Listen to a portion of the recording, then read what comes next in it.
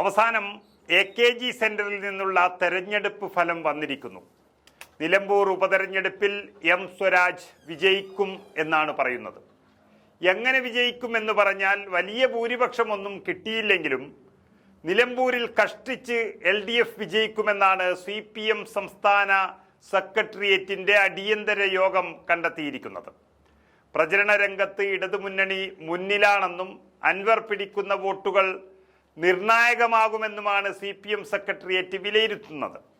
PV Anwar പിടിക്കുക അങ്ങനെ UDF വോട്ടുകളായിരിക്കും, എന്നാൽ അൻവറിന്റെ പ്രവർത്തനം മന്ദഗതിയിലാണെന്നും ഈ സെക്രട്ടേറിയറ്റ് യോഗം പറയുന്നു. ഇന്ന് രാവിലെ 10 മണിക്ക് നിലമ്പൂരിൽ തന്നെയായിരുന്നു CPMന്റെ സംസ്ഥാന സെക്രട്ടേറിയറ്റ് യോഗം ചേർന്നത്. സത്യം പറഞ്ഞാൽ ഇതൊരു യോഗം എന്നതിനപ്പുറം ഒരു ആറാം ഇന്ദ്രിയം പ്രവർത്തിച്ചതിൻ്റെ പ്രതിഫലനം എന്ന് തന്നെ പറയേണ്ടി വരും.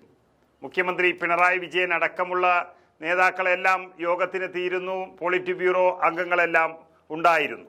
അതിലാണ് സ്വരാജിൻ്റെ വിജയമെന്ന് കണ്ടെത്തിയിരിക്കുന്നത്.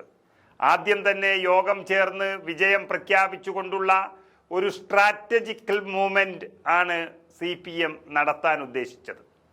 അൻവർ പിടിക്കുന്ന വോട്ടുകൾ UDFൻ്റേതാണ് എന്നാണ് പ്രധാനപ്പെട്ട ഒരു വിലയിരുത്തൽ. ഈ ഉപതെരഞ്ഞെടുപ്പിൽ ഏതെങ്കിലും തലയ്ക്ക് വെളിവുള്ള ഒരു UDFകാരൻ മറ്റു പാർട്ടിക്കാർക്ക് വോട്ട് ചെയ്യുമോ എന്നുള്ളതാണ് ഏറ്റവും പ്രധാനപ്പെട്ട ചോദ്യം അവിടെ ഉയരുന്നത്. ചെയ്യില്ല എന്നതാണ് സത്യം.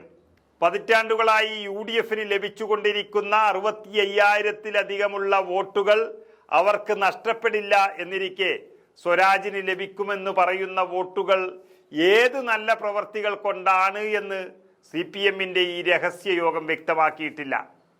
രഹസ്യയോഗം എന്ന് പറയുന്നതിനൊരു കാരണമുണ്ട്. ഒരു തെരഞ്ഞെടുപ്പ് സംവിധാനം നിലവിൽ വന്ന സ്ഥിതിക്ക് അതിനുശേഷം മുന്നണിയായി മാത്രം കാര്യങ്ങൾ വിലയിരുത്തപ്പെടുന്ന ഒരു സംവിധാനമാണ് കേരളത്തിലേത്. അങ്ങനെ ആ മുന്നണി ചർച്ച ചെയ്യുകയും ചെയ്യുന്നൊരു പതിവാണ് ഇവിടെ ഉള്ളത് എന്നിരിക്കെ അതിൽ നിന്നും ഒന്ന് മാറി നിന്ന് ശരിക്കും പറഞ്ഞാൽ ഒരു രഹസ്യമായി സെക്രട്ടേറിയറ്റ് ചേരുന്നത് അവരുടെ കാര്യങ്ങൾ മാത്രം പറയാനാണ്. അതായത് LDFലെ എല്ലാ കക്ഷികളെയും വിളിച്ചു ചേർത്ത് ഒരു യോഗം നടത്തിയാൽ അതിൽ യഥാർത്ഥ ഘടകങ്ങൾ എല്ലാം ചർച്ചയാകും.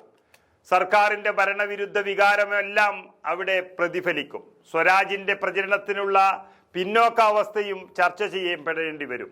അപ്പോൾ സ്വരാജിന് വിജയസാധ്യത എന്നൊരു തീരുമാനത്തിലെത്താൻ കഴിയില്ല എന്നുള്ളത് കൊണ്ടാണ് CPM സെക്രട്ടേറിയറ്റ് യോഗം അടിയന്തരമായി രഹസ്യമായി ചേരുകയും സ്വരാജിനെ വിജയിയായി ആദ്യം തന്നെ പ്രഖ്യാപിച്ചതും.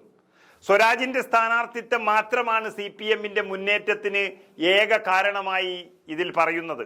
ഒപ്പം തന്നെ അൻവർ പിടിക്കുന്നത് UDFന്റെ വോട്ടുകളായിരിക്കണമെന്നും പറയുന്നു. അല്ലാതെ നിലമ്പൂരിലെ വികസനമോ നേട്ടമോ അഴിമതിയോ ഒന്നും തന്നെ വിഷയമാകുന്നതിനെക്കുറിച്ച് പറയുന്നുമില്ല.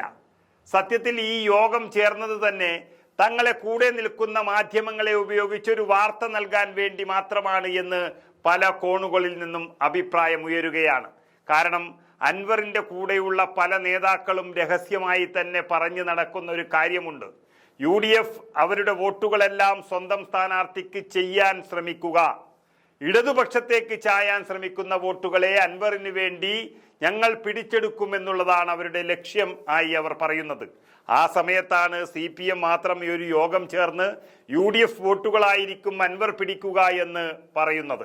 മാത്രമല്ല CPMന് ജയിക്കാൻ വേണ്ടി പറയാൻ കഴിയുന്ന ഏതെങ്കിലും ഒരു കാരണമോ പദ്ധതിയോ നിലമ്പൂരിൽ ഇല്ല എന്നുള്ളതാണ് യാഥാർത്ഥ്യം.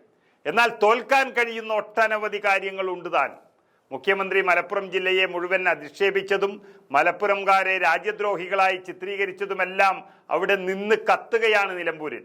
ഒപ്പം തന്നെ ദേശീയപാതയിലെ അഴിമതി, വയനാട് പുനരധിവാസത്തിൽ ഉണ്ടായിരിക്കുന്ന കെടുകാര്യസ്ഥത, ഇത് സ്വരാജിന്റെ പോത്തുകൽ ഉൾപ്പെടെയുള്ള പഞ്ചായത്തിൽ അതിശക്തമായി പ്രതിഷേധത്തിനിടയാക്കുകയാണ്. അതിനൊപ്പമാണ് നിലമ്പൂരിന്റെ സ്വന്തം പ്രശ്നമായി മാറിയ പന്നിക്കണിയും അതിനൊപ്പമുള്ള വന്യജീവി ആക്രമണവുമെല്ലാം ആളിക്കത്തുന്നത്.